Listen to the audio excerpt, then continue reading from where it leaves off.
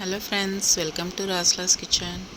ఈరోజు మనం గుమగుమలాడే బేజా ఫ్రై ఎలా చేయాలో చూద్దాం ఫ్రెండ్స్. చాలా అంటే చాలా టేస్టీ అండ్ సింపుల్ ప్రాసెస్, ఈజీగా చేసుకోవచ్చు. మన తెలంగాణలో ఫేమస్, ఇష్టంగా తింటారు. ముందుగా నేను 2 బేజాలు తీసుకున్నాను. కడాయి పెట్టుకొని అందులో వాటర్ వేసుకొని ఇలా అందులో కొద్దిసేపు ఉడకబెట్టుకొని పక్కకు తీసేయాలి.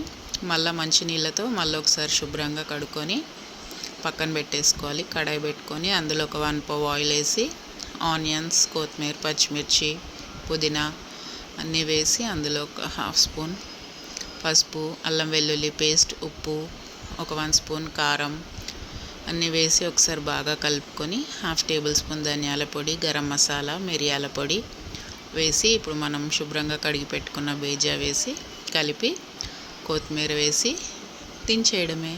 అంతే. చాలా అంటే చాలా టేస్టీగా ఉంటుంది.